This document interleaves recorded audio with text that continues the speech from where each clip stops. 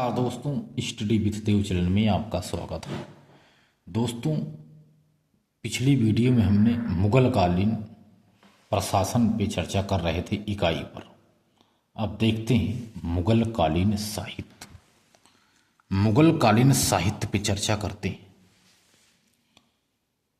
एक साहित्य है हुमायूं नामा, जो फारसी भाषा में है।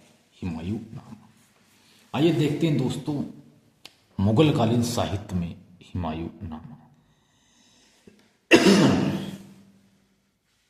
मुगल कालीन दरबारी भाषा फारसी थी। मुगल कालीन दरबारी भाषा फारसी थी, किंतु बाबर ने तुर्की भाषाओं का प्रयोग किया। उसने अपनी आत्मकथा बाबरनामा की रचना तुर्की भाषा में किया। भले ही मुगल कालीन दरबारी भाषा फारसी थी, फिर भी बाबर ने तुर्की भाषाओं का प्रयोग किया था।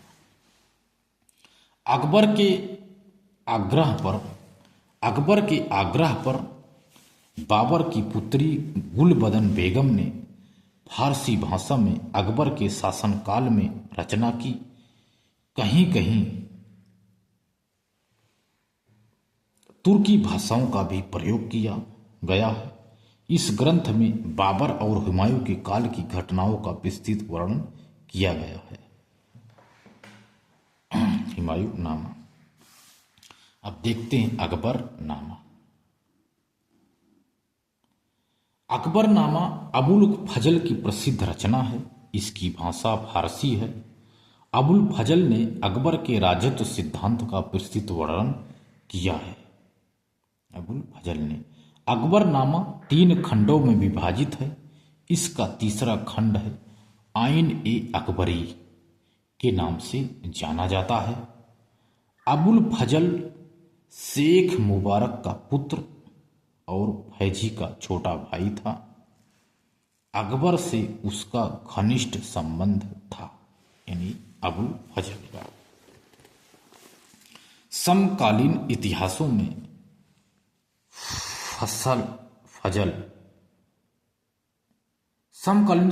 में फजल का विशिष्ट स्थान था। अकबरनामा में मुगल कालीन इतिहास का विस्तृत वर्णन किया गया है। तबकात ए अकबरी, यह भी एक साहित्य है। यह अकबर काल में लिखा गया सबसे प्रसिद्ध ग्रंथ है। तबकात ए अकबरी अकबर के काल में लिखा गया सबसे प्रसिद्ध ग्रंथ है। इस ग्रंथ की भाषा है फारसी। इस ग्रंथ की रचना अहमद निजामुद्दीन ने किया है। इस ग्रंथ के द्वारा अकबर के संपूर्ण घटनाओं का विस्तृत वर्णन मिलता है। तबकात ए अकबरी में मुख्तख्वाब उल तवारीख अकबर के दरबारी इतिहासकार अब्दुल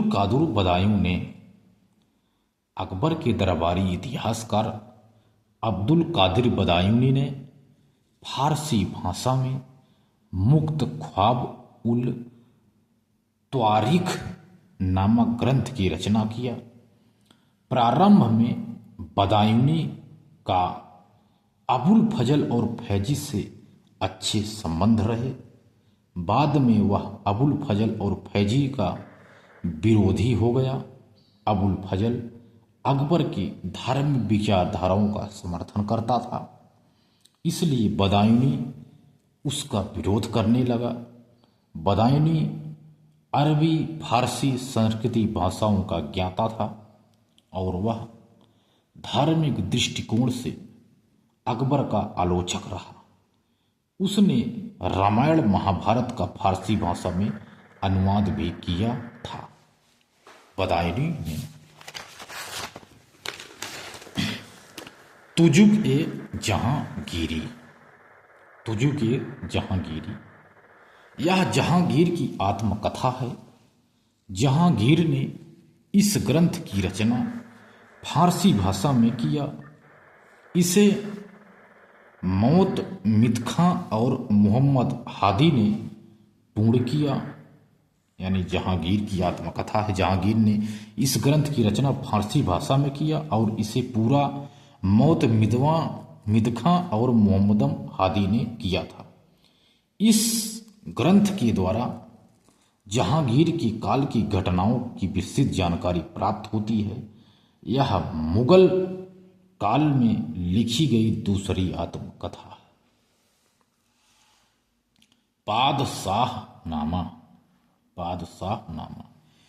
इस ग्रंथ की रचना शाहजहां के शासनकाल में अब्दुल हमीद लाहौरी ने फारसी भाषा में किया है। अब्दुल हमीद लाहौरी ने फारसी भाषा में पादशाहनामा की रचना की। इस ग्रंथ के द्वारा शाहजहां के शासनकाल की घटनाओं का विस्तृत उल्लेख मिलता है। नस्तालीक एक लिपि है। मध्यकाल में फारसी भाषा की लिपि नस्तालीक अत्यधिक प्रसिद्ध रही। मध्यकाल में फारसी भाषा की लिपि नस्तालीक अत्यधिक प्रसिद्ध रही। बादशाह औरंगजेब नस्तालीक तथा शिकस्त लिखने में निपुण था। बादशाह अकबर ने अनुवाद विभाग की स्थापना किया। उसका उद्देश्य संस्कृत, पाली, अर्धमागधी, अरबी और तुर्की भाषाओं में लिखे गए ग्रंथों का फारसी भाषा में अनुवाद करवाया जाए। वैसे तो अकबर व्यक्तिगत रूप से अनपढ़ शासक था। भले ही व्यक्तिगत रूप से अनपढ़ शासक था, पढ़ा लिखा नहीं था, फिर भी साहित्य में उसकी रुचि थी। उसने हिंदी भाषा के साहित्यकारों को भी संरक्षण प्रदान किया। उसके शासनकाल में तुलसीदास ने अवधी भाषा में रामचरितमानस की रचना किए थे। सूरदास, रसखान और अब्दुल रहीम खान ए खाना भी हिंदी साहित्यकारों में अपना विशेष स्थान बनाए हुए थे। इसलिए अकबर के शासनकाल को हिंदी भाषा का स्वर्ण युग कहा जाता है।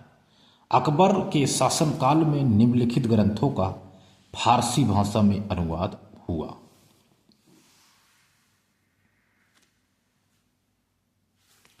बाबरनामा का पायंदा खां ने और अब्दुल रहीम खान ए खानाना ने फारसी भाषा में अनुवाद किया। बाबरनामा का अनुवाद फारसी भाषा में पायंदा खां और अब्दुल रहीम खान ए खाना ने किया था। रामायण और महाभारत का फारसी भाषा में अनुवाद बदानू ने किया। महाभारत का फारसी भाषा में अनुवाद रज्मनामा ने किया, नामक शीर्षक से किया बदाऊनी ने। इसमें नकीब खां ने सहयोग किया था। राज तरंगिनी का फारसी भाषा में अनुवाद मौलाना शेरी ने किया। भागवत गीता का फारसी भाषा में अनुवाद टोडरमल ने किया।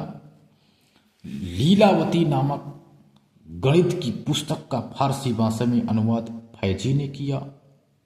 अथर्ववेद का फारसी भाषा में अनुवाद हाजी इब्राहिम सरहिंदी ने किया था।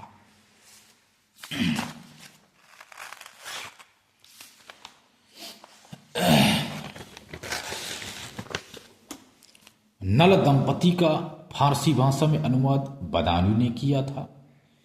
हितोपदेश का फारसी भाषा में अनुवाद ताज उल माली ने किया था। पंचतंत्र का फारसी भाषा में अनुवाद अबुल फजल ने किया था। एक नोट है दोस्तों, वेरी इंपॉर्टेंट है। अजमेर में किशनगढ़ रियासत के राजा सावंत सिंह का उपनाम नागरीदास था। अजमेर में किशनगढ़ रियासत के राजा सावंत सिंह का उपनाम नागरीदास था। इन्होंने विष्णु की प्रशंसा में अनेक छंदों की रचना की। किशनगढ़ के शासकों ने निम्बार्क संप्रदाय को संरक्षण दिया था। और क्या किया था? केशवदास ने 1555 ईस्वी से 1617 ईस्वी के मध्य रामचंद्रिया एवं रसिक प्रिया नामक हिंदी भाषा की रचना लिखा था। माहम अनगा ने दिल्ली के पुराने किले में सैरुल मंदिर या खैर उल मंदिर नामक मदरसा का निर्माण कराई थी, जिसे मदरसा ए बेगम कहा जाता था। माहम अनगा ने पुराने किले के पास लाल मस्जिद का निर्माण करवाई थी। ये नोट है दोस्तों, वेरी इंपॉर्टेंट है, इसको देख लेना। अगला है दोस्तों साहित्य शोहरत ए आम। ये क्या है? बाबर ने शोहरत ए आम विभाग की स्थापना किया था। शोहरत ए आम एक विभाग है दोस्तों। बाबर ने शोहरत ए आम विभाग की स्थापना किया था। इस विभाग का कार्य स्कूलों एवं कॉलेजों का निर्माण कराने का उत्तरदायित्व था। हुमायूं को पुस्तकों से अत्यधिक लगाव था। वह अपने साथ पुस्तकालय लेकर चलता था। शेर मंडल में एक पुस्तक का निर्माण करवाया था। शेर मंडल में एक पुस्तकालय का निर्माण करवाया था। अकबर ने बीरबल को कविप्रिय की उपाधि, नरहरि को महामात्र की उपाधि और कश्मीरी लेखक मोहम्मद हुसैन को अकबर ने जरी कलम की उपाधि प्रदान किया था। मोहम्मद हुसैन को जरी कलम की उपाधि दिया था। हिंदू और मुसलमानों के बीच सामाजिक समन्वय अर्थात भाईचारा का संबंध स्थापित करने के लिए अकबर ने आदेश पर फैजी ने, यानी हिंदू और मुस्लिम के बीच सामाजिक समन्वय अर्थात भाईचारा का संबंध स्थापित करने के लिए अकबर के आदेश पर फैजी ने फारसी भाषा में अल्लोपनिषद नामक ग्रंथ की रचना किया था। दीवान ए मारूफी। बादशाह, दीवाने मारूफी ये क्या है? बादशाह औरंगजेब की पुत्री जेब्बू निसा ने दीवाने मारूफी नामक काव्य संग्रह की रचना की थी। यह काव्य संग्रह है। दीवाने मारूफी काव्य संग्रह है। औरंगजेब के पत्रों का संग्रह रुकवई ए आलम नामक शीर्षक से जाना जाता है। दारा शिको एक विद्वान व्यक्ति था। वह उपनिषदों, रामायण, श्रीमद् भागवत गीता और योग वशिष्ठ का फारसी भाषा में अनुवाद किया था। दारा शिको, उसने 52 उपनिषदों का काशी के पंडितों के सहयोग से फारसी भाषा में अनुवाद करवाकर सिर ए अकबर या सिर अल असरार नाम रखा था। उर्दू भाषा का जन्म सल्तनत काल में हुआ।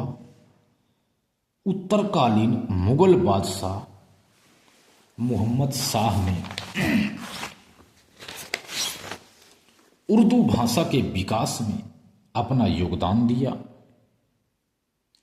मोहम्मद शाह ने दक्षिण भारत के उर्दू भाषा के विद्वान शमसुद्दीन वली को अपने राजदरबार में बुलाकर स्वागत किया। शमसुद्दीन वली को आधुनिक उर्दू साहित्य का जनक कहा जाता है। शमसुद्दीन वली को आधुनिक उर्दू साहित्य का जनक कहा जाता है। आधुनिक काल में उर्दू भाषा को रेखता कहा जाने लगा। आधुनिक काल में उर्दू भाषा को रेखता कहा जाने लगा। अब देखते हैं दोस्तों कुछ ग्रंथ और लेखक। तो दोस्तों देखते हैं कुछ लेखक और ग्रंथ पे चर्चा कर लेते हैं। तारीख ए शेर शाह ग्रंथ की रचना अब्बास खां शेरवानी ने किया। हुमायूंनामा की रचना ख्वांद मीर ने किया। कुसा की रचना भीमसेन ने किया। आलमगीर नामा की रचना मिर्जा मोहम्मद काजिब ने किया। और सिद्दरुल मुत खारीन की रचना गुलाम हुसैन ने किया। आलमे सालेह की रचना मोहम्मद सालेह ने किया। शाहजहां नामा की रचना इनायत खान ने किया। चहार चमन की रचना चंद्रभान ब्राह्मण ने किया। इकबाल नामा जहांगीरी की रचना मोतमिद खां ने किया था। इसके बाद दोस्तों मुगल कालीन सिक्के पर चर्चा करेंगे दोस्तों। तो मिलते हैं और बेहतरीन क्लास में, तब तक के लिए धन्यवाद।